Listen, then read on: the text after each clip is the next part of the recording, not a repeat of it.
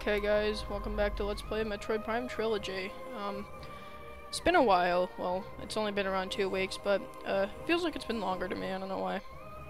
So, in this episode we will be starting a game that pissed me off greatly when I was younger, and by younger I mean like, what, 10, 11? Because I couldn't beat the Boost Guardian, and that boss is kind of a bitch. Anywhoville, town, I don't know. My recording time is very limited, so I feel like I have a lot to get through, even though I don't at all.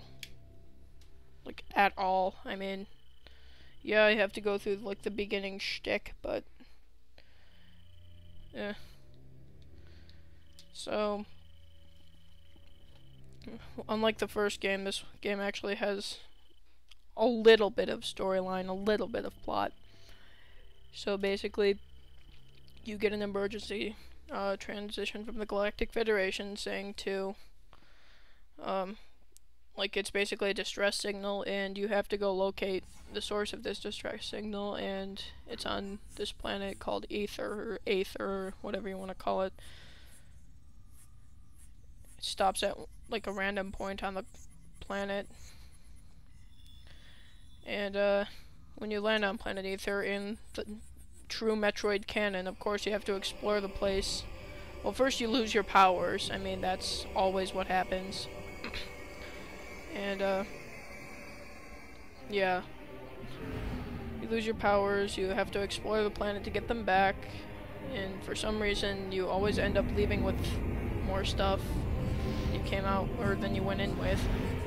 And then it just doesn't appear in games, and then in the next games, and then you lose them again, and it's just an endless cycle.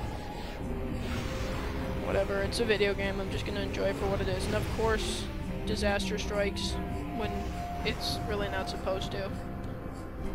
I'm sorry. My voice is like cracking like crazy. I'm tired, had a very long day, and my sister is lurking outside my door. Oh. Samus's ship looks a little bit different than it did in Metroid Prime 1. And, like Metroid Prime 1, it serves almost no purpose other than a scan for the logbook. And, welcome to Metroid Prime 2, I guess. So, first of all, let me just say I'm going to be uploading 10 parts of this a week and 5 parts of Pokemon a week. But, yeah, that might slip a little as far as the dates uploaded goes. Let's just start by scanning the crap out of everything for no reason. Already got 2% of research? Jeez. Yeah, no need to scan these because they all disappear. You just have to shoot the center of them. It's just, like, meant to practice your locking on. Or your manual targeting, either one. Or you could just jump and shoot it, I guess. This wall, you need to update your translator files, which means you just basically need to get approval from UMOS to do that, and you'll find out who UMOS is later, if you don't already know. If you haven't played this game, I think it's not the best Metroid Prime game. I think the best one's the first one, but it's a pretty darn good one. And are these, like, crates? They're not scans for the logbook? Guess not. I do know this is, Galactic Federation Gate Mach. What was that? VI, so that's 6? Yeah. So you have to blast these lock thingies away, or... yeah, away. Thought it would just, like, go in or something. And that happens. And, for this one you have to scan this panel. I think everything in this game takes a little bit longer to scan than the first game. I don't know. All these random, cocoon thingies. Is there lore here? Is there, like, a lot of lore? News. There's a lot of news, and it's happening. Okay. You should know what that's from if you're a halfway decent human being. Yeah, it's from Autotune the News. That's actually a pretty funny, like, web show thing. I don't know what else you would call it. And we get the map. Oh crap, I should have scanned that. I actually forgot to scan that in Metroid Prime 1. We get a super exciting map, and back to the action. Oh, and if you saw my me earlier, that's pretty much what I look like, except not really. And these things are called worker splinters, I believe. If I can even scan them, jeez. Yeah. And there's all these random soldiers hanging. You scan them and you get some interesting lore. And this one just falls. So, in here we get the first of the trooper lore. I think that's the first one. Like, I don't think you need to scan any of these, because they're kind of on the ceiling and stuff. And we get a few more worker splinters. And, as far as the, trooper logs go, there's like a limited amount of them, but you have to, if you want to get them all, you have to, like, there's Force 1 and Force 2. I think Force 1 is the one that moves about all over the place and tries to explore, and I think Force 2 stays with the ship. I could have that mixed up. Another minute. Okay, I guess one's not scannable. There is a glitch I could do for, early missile up and the opportunity to get 101%, but not gonna do it. I'm just gonna keep this run through as generic and basic as possible. So 100% run, not 100% scan. Same deal with the last game. And now that you did that, a scan panel remotely activates, and oh no, it's Tez zombies. Speaking of, well, not really speaking of which, but this kind of reminded me of it. Halo Reach comes out tonight, and I do not own and probably will never own a piece of Microsoft gaming equipment because I kind of despise Microsoft, but I'm forced to use it because Mac kind of sucks with games. So,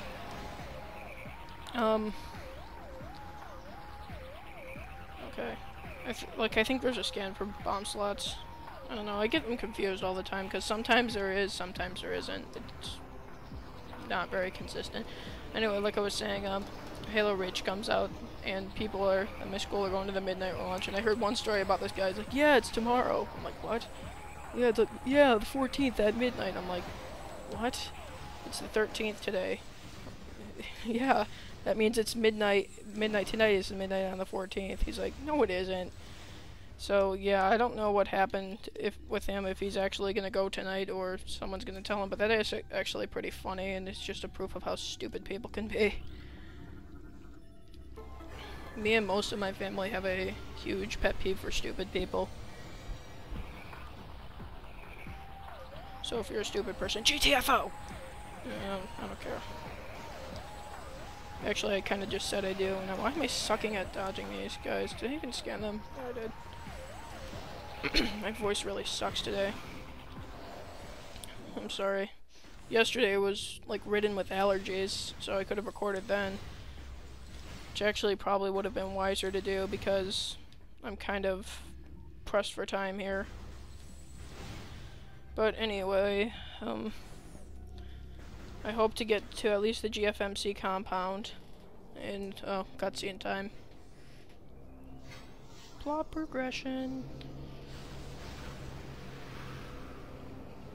And you remember that strange scene we saw at the end of the last game? Where the Phazon suit was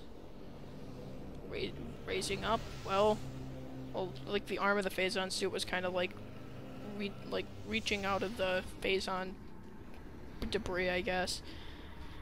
Well, what you were looking at, the result of that, this is Dark Samus. And Dark Samus is the primary antagonist of this game. You could call Emperor Ing the primary antagonist, but I think it's Dark Samus because, well, I don't know. Could be either one of them. I don't want to give spoilers, I guess. Even though I kind of just told you who Emperor Ing was. And that is a cool shot of Dark Samus. And, oh crap. That's her face right now. Oh crap. Ugh. That was weird noises from the grave. And Samus is pretty much effed up the A right now. So, like I said, in true Metroid canon, she loses all her powers. the thing that makes more sense with this game is actually these ing things, they symbiotically take over her powers.